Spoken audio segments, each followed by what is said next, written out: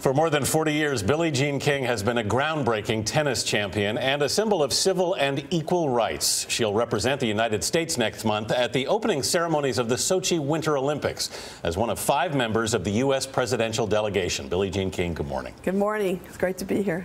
This delegation includes 3 openly gay members, and of course, a lot of people view it as a gesture to the Russian government, which recently passed strict anti-gay laws.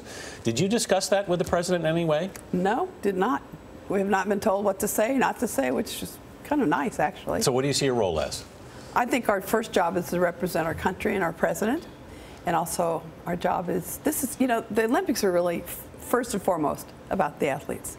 And I don't want anyone to lose sight of that, because these athletes have worked so hard. I mean, I kind of daydreamed the other day about what it felt like when I was an athlete, a pro athlete, and how much work is involved in the emotional investment and the time investment.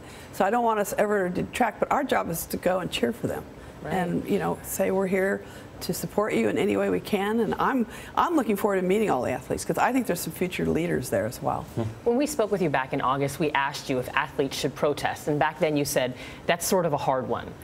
What do you think now? And I would have to imagine that Rule 50, which a lot of people don't realize exists in the Olympics, plays a big role. Yes, I think that probably came from the fact when John Carlos and Tommy Smith raised their arms about civil rights, human rights back in '68. I think the rule probably was written after that, Rule 50. Because it bans all political demonstrations. They're not supposed to protest or demonstrate, and if they do, they can have their medals stripped and they can be sent home.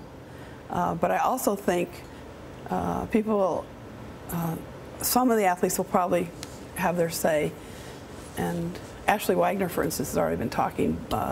Bodie Miller's spoken out in favor of all of us gay people, and thinking it's just ridiculous, which it is. If you were an athlete at these games, what do you think you'd do? Knowing me? Yeah. I would try to do it in a diplomatic way, but knowing my personality, I would talk about it. You'd have to do something. I would do something. Knowing me, I'd try to mobilize others, because usually I like team type of situation. I grew up in team sports. Tennis was my last sport that I ever played. So I think I would, if the other athletes were willing to do something, I probably would. But I'm not in that position. My job is very different. Our job is to be there for the athletes. And I think representing our country and our president, we have to be very careful to do the right thing, always. And I would worry about that as an athlete too, but it'd be a little different as an athlete. You mentioned worry. I want to switch gears and ask you a little bit about security, because in past weeks there have been 2 big bombings in neighboring provinces.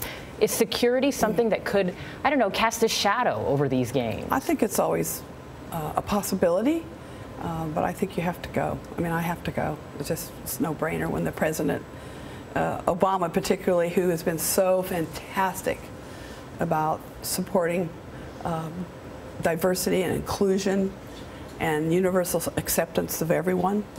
I think, if he asked me to do anything, I'd do it, because I think he's just so much for us and for all people that he's just been a great leader in that respect. Billie Jean, you have 39 Grand Slam titles, but you're going to the Olympics. I mean, not as an athlete, but you're still going. What does that mean? It's fantastic. You know, I didn't get to play in the Olympics because tennis wasn't in the Olympics. But I did get to go as the coach, or they call us captains, but we're really the coach, in 1996 and 2000 in Australia, in Sydney. And it was an amazing experience. And there's nothing like it when you get all these athletes from all over the world together. They get so excited, you know, getting to meet each other. They love to trade the pins. You know, everybody's got pins from all their countries. It is wonderful to watch. And it's all about relationships and building relationships. And the great thing about sports, just like music and art and dance, is that we can really have we have our universal language. And if we could just have it every day throughout the world, it would just change the whole world. But listen, things that are worthwhile are never easy. So I'm looking forward to the trip and going with Brian and Caitlin. Very, very fortunate. Well, as you once famously said, 98% of winning is just showing up. Right? I do. I really think that's where I always say that to the players. You guys, 98% of winning is showing up. Show up. And when I say show up, I mean with all of yourself. Yeah. Not just physically kind of be there. Just right. be there emotionally, physically. Really give it 100%. We'll have a great trip, and thanks so much for being with us again. Thank you. It's great seeing you. Billie Jean King, thanks so much.